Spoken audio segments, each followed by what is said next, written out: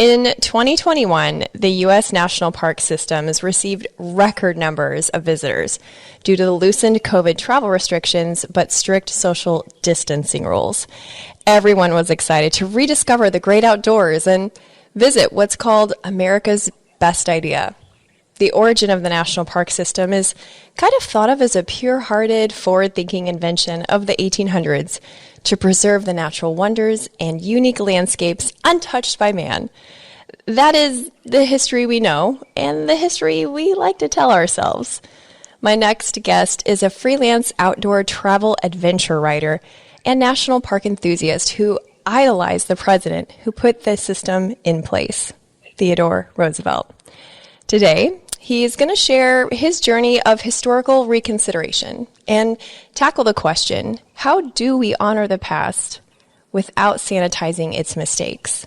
Professional wanderer, paid ponderer, free-range journalist, Rob Annis. Thanks for being here. Oh, thank you. I don't think I could live up to that introduction. You are living up to that introduction. You are literally pulled off the side of the road in your camper van on a way to an assignment. I don't think you could embody that more. Oh, I'm just, my wife is always kicking me out of the house. So I'm just finding some place to go. Okay, great. Well, I was thinking about what was my first national park memory. At the time, I didn't know it was a national park, but I had traveled with a youth group to South Dakota, and I saw Mount Rushmore. And I just have this really vivid memory of looking at Mount Rushmore and just feeling awe because I hadn't seen a mountain before, so that was very exciting. And I just felt this sense of pride, to be an American. And, I was with a youth group, so I kind of viewed these figures on the side of a mountain through the eyes of these were our godly founding fathers who paved the way in righteousness. That was kind of the filter through which I saw all this. And I feel like you have your own filter that you saw Teddy Roosevelt and the national parks too. So I'd love to kick it off with you kind of sharing your version of that. Oh, gosh. Well, I grew up in small town Indiana, no mountains, no western wilderness. So it wasn't until I came across Teddy Roosevelt for a school project that I'm like, oh my gosh, this guy, he was a lot like me when I was younger, when he was younger, kind of a sickly kid, always had some kind of ailment. And then through sheer force of will, and he transformed himself into this icon of the American West and American politics.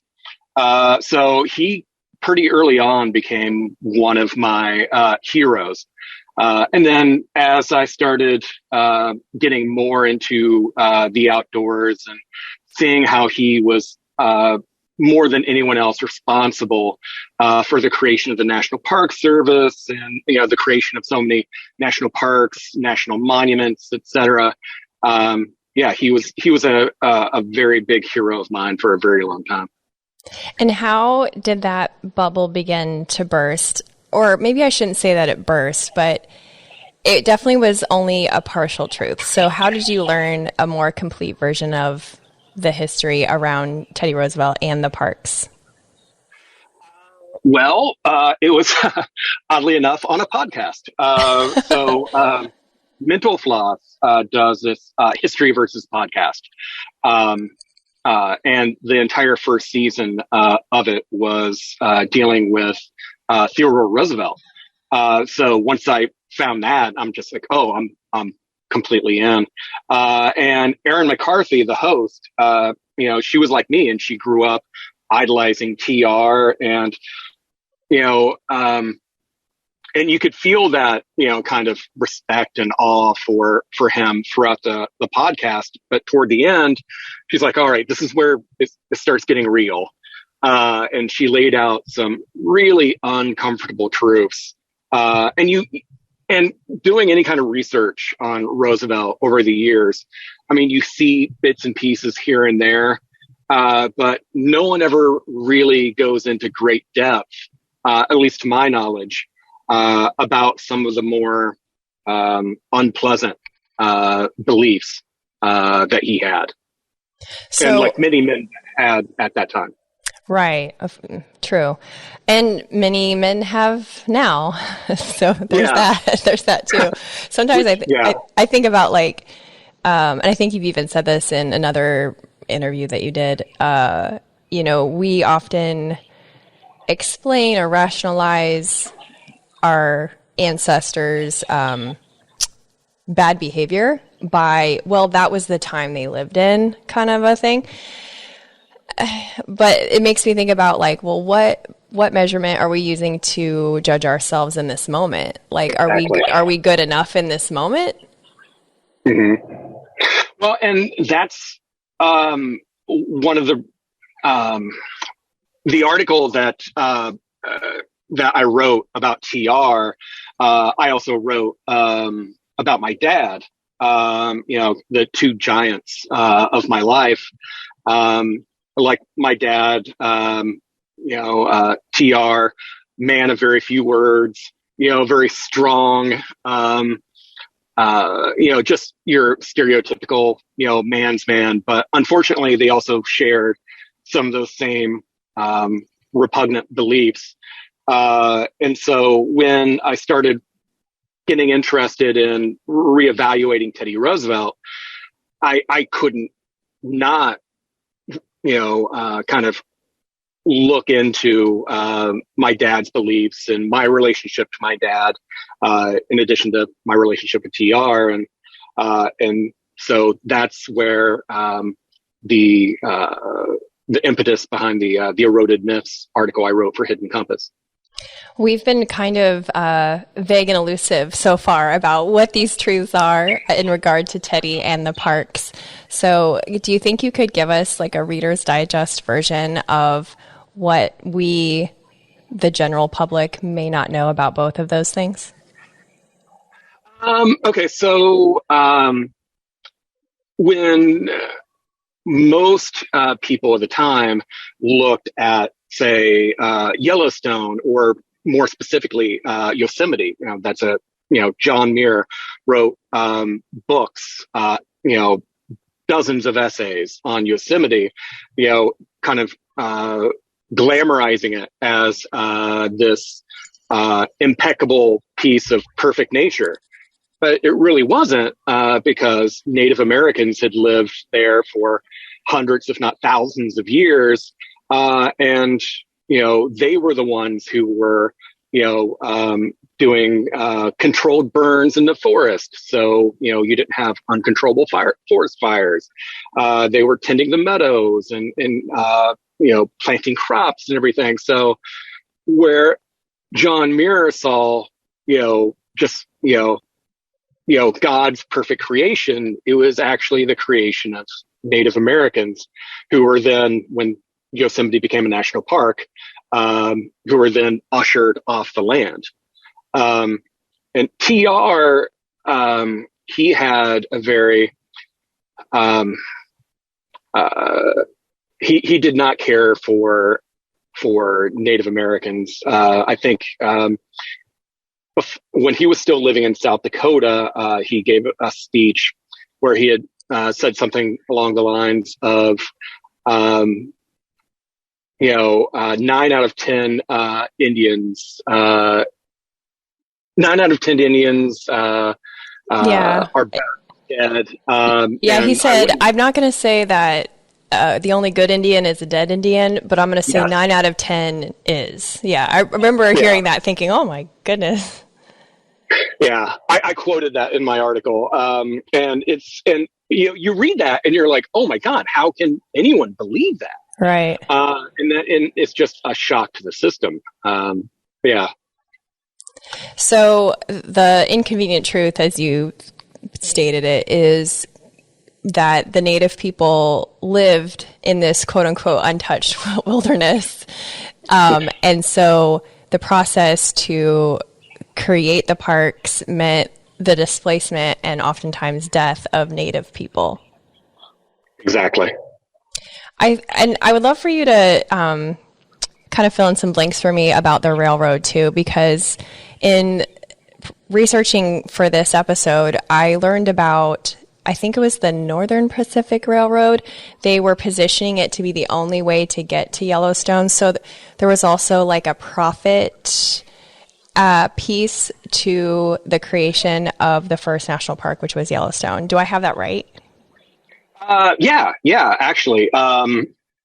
It's interesting because most of those early national parks were in part created to drive business through the railroads. I mean, it was like the first, encouraged tourism, where they were building rail lines, right outside of, or sometimes even through these national parks, trying to get people to, visit and, spend their money at these, glorious hotels that they're building. So there was definitely the powers that be it, the titans of industry at the time or the U.S. government, they had a lot of incentive to make sure that, everything went smoothly and no one was there to that could cause issue. So between profit incentives and seeing basically othering of Native people, it wasn't a real hard sell to, let's move forward with this idea. But I'm not really clear on what was the timeline as far as like the Trail of Tears and all of that. Like with the Trail of Tears was right around Andrew Jackson's time, so okay. That would probably be 40 to 60 years before, maybe. I'm sure there's like some historians kind of like shaking their fist at the podcast right now. But it was, hey, we're a podcast for the people, so it's okay. I mean, this was also at a time where, the U.S. government in many ways was actively participating in the genocide of Native Americans. The buffalo was driven almost to extinction, mainly to, force, those Plains Indians, into starvation, because that's how their entire, food system, their entire livelihood, was based around the buffalo. Are there any numbers on just how many Native people were pushed out of their lands for, the greater national parks, not just Yellowstone, which was the first one, but for all of them? I mean, I'm trying to paint a picture of like how mass this was, because it's easy for people now, I think anyway, to feel like the Native Americans are a small percentage of the population. But from what I recently heard, there are actually more Native people than there are Jewish people in the United States. So it's just like I feel like I'm undoing a lot of history that I learned. And so just in case I'm not alone in the world, I would love for you just to kind of paint more of a picture of what scale this was at. It was massive, and I don't, off the top of my head, I don't know the exact numbers, and I'm sure they're out there, and someone who's more knowledgeable than me, which is not saying much, but there's people know the numbers, but they're absolutely massive. I mean, like millions upon millions of Native Americans. It's one of the biggest, one of the saddest stories of in our history. It is. And you know what? There may not be numbers, because historically when people were not viewed as people, unless they were viewed as property for buying and selling, there wasn't a head count. So I don't know, we might both be off the hook with like knowing the exact number, but the scale was massive. And obviously national parks are now a global thing. And so that got me on a whole nother thought rabbit trail, thinking and wondering, did this process repeat itself tragically in other areas of the world? Unfortunately, I mean, if you, everywhere else in the world, you see Native people, the indigenous people being marginalized. Australia is probably one of the bigger places. One of the stories where they, the Australian government for years, treated the Aboriginal people very poorly. And only within the last, maybe 20 or 30 years have been making some real amends there. And I mean, I'm not an expert by any stretch of the imagination there. And there are, hundreds or thousands of people that would be much better suited to talk about that. When it comes to your personal journey of learning and relearning this information, how did you kind of reconcile your love for the national parks with this new way of looking at them? It's, kind of circling back around, with, Teddy Roosevelt and my dad, and having the new viewpoint of TR and having a better understanding of, or looking at my dad with a more maybe critical eye. It's difficult, because, you love these places or you love these human beings, but you can't turn a blind eye, to, some of those darker aspects. And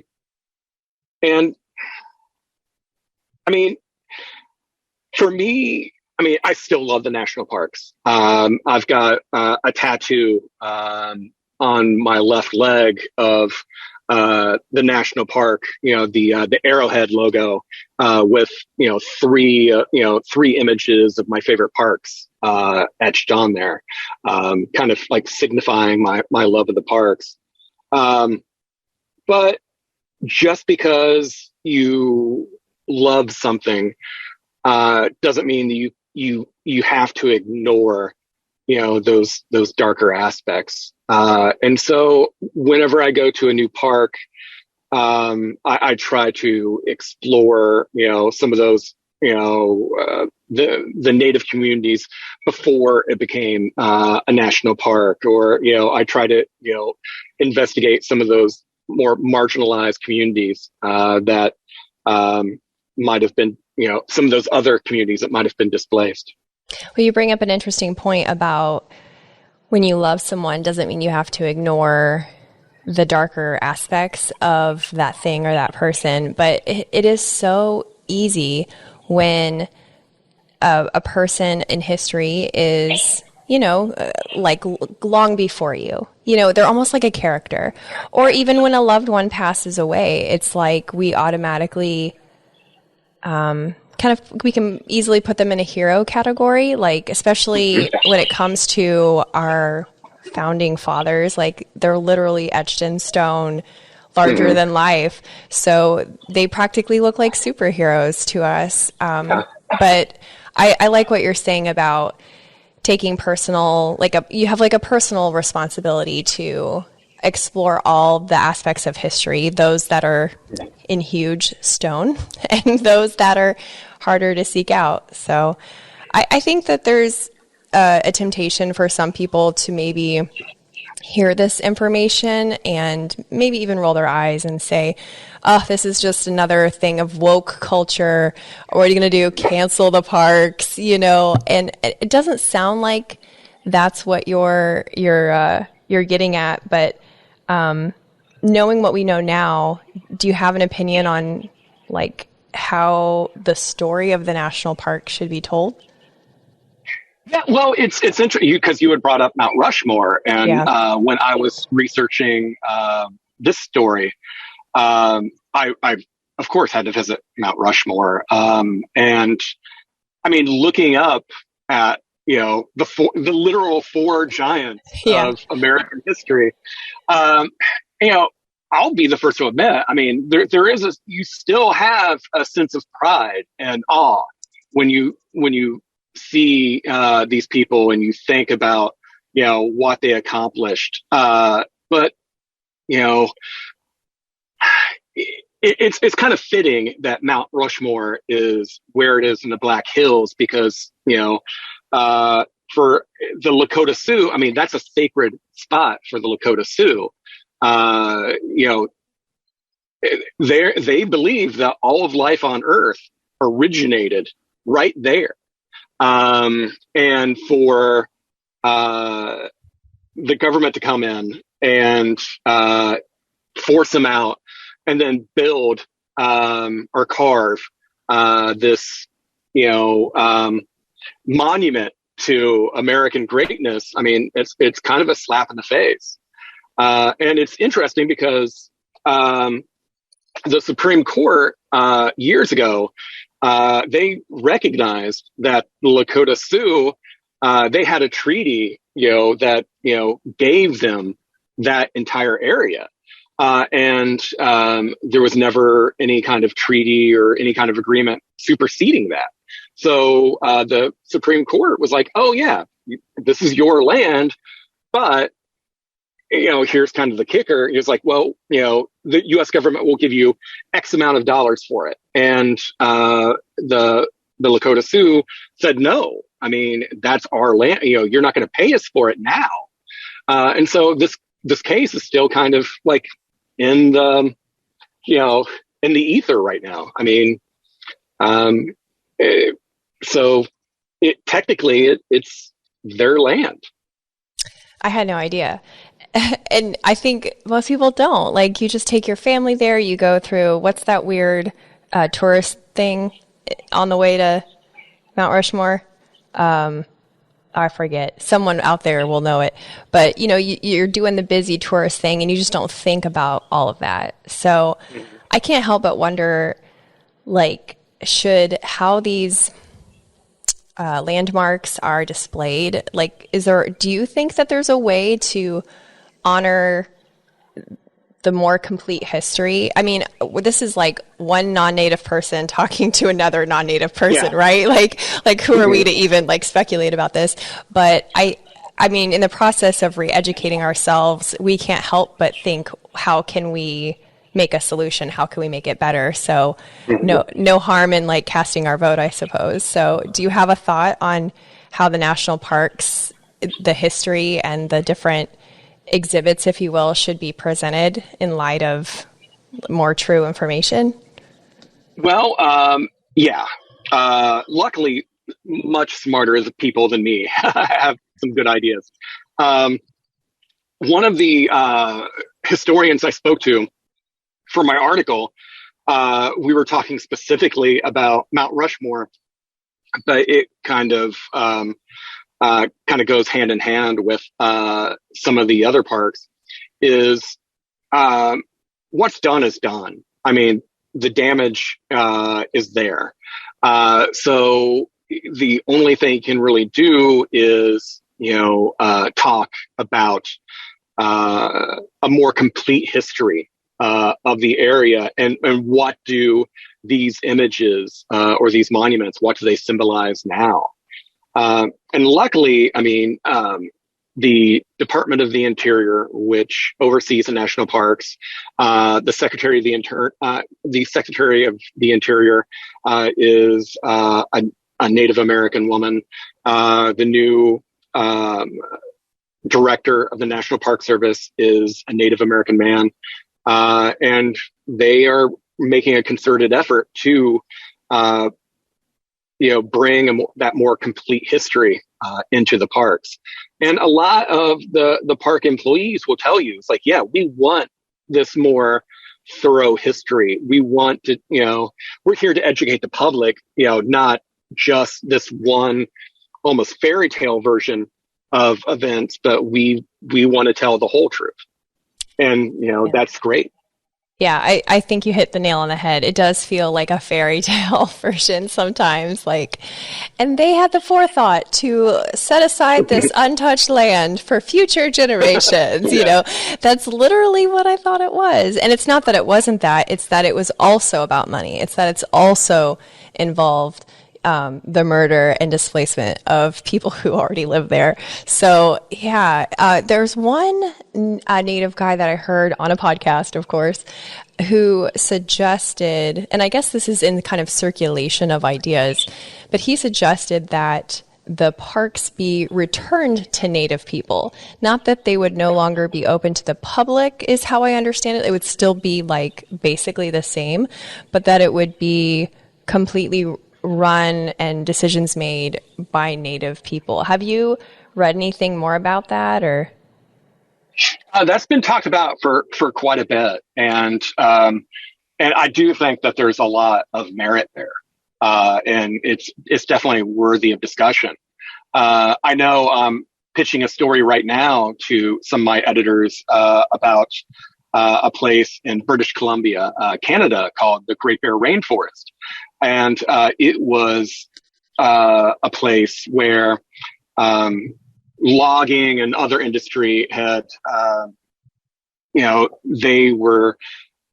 of taken it over, but the communities surrounding it were trying to stop them, knowing that this is this is actually like some of the most pristine rainforest in the world, and you're never going to get that back. And around that time, the local indigenous community there, who had been living in the area for centuries, if not millennia, they took a more active role in those discussions, and they ended up being kind of like co-managers with the province. So now it's a very unique situation where the indigenous community is pretty much, I wouldn't say calling the shots, but they're definitely kind of making their voice heard, and they do have 50-50. I'm trying to think of the correct word, but they oversight over the land. Oversight, yeah. It seems like that's more of a hybrid model, but I'm starting to see, as we're talking and, combining our discussion with the things that I've read, I'm starting to see even more so why it's important that everyone knows this history. Because if, let's say, college students right now, they aren't aware of this history, then if they go on to be decision makers in local governments and stuff like this comes up and there's no Native person to say, hey guys, what about this? It's just it's incomplete. It's again incomplete. So I can really see why this isn't just we're going to make white people feel guilty. You know what I mean? Yeah. Well, I mean, and that's one of the issues right now with the whole hubbub around critical race theory is, the proponents are saying it's oh, we don't want to make our kids feel bad because they're white. It's well, you can't teach history without having a more nuanced look at what actually happened. I mean, I was in Memphis several years ago touring the National Civil Rights Museum, and I was interested in history almost all my life. I was a history minor in college, and I still learned so many uncomfortable, disturbing things at that museum just because it's something that wasn't taught. And there's that sense of national shame, and you want to sweep it under the rug, but in order to have kind of a brighter future and one that's more just for everyone. I mean, we need to look at these, at our entire history, and talk about it and find out how we can go forward without making these same mistakes. I agree. I did an episode not about any of this, but with a man called Lamar Womble. We went to high school together, and during the civil rights protests in 2020, we had a Zoom chat with a bunch of people. And what he said will always stick with me. He said, there's so many aspects of this world that are not this or that. They're this and that. And this is a great example. You can love the national parks, be very American and patriotic, if you wish, and know the truth and the complete history of how we got here and how we have what we have. You said it incredibly well. Before we wrap up, is there anything else that you want to, any other thoughts you want to leave us with? Oh gosh, we covered quite a bit. I mean, I would say just whether you're going to a national park, or you're going to a park closer to home, or just somewhere in your own community, know the history behind it, and do your best to kind of acknowledge and celebrate that history. Perfectly said.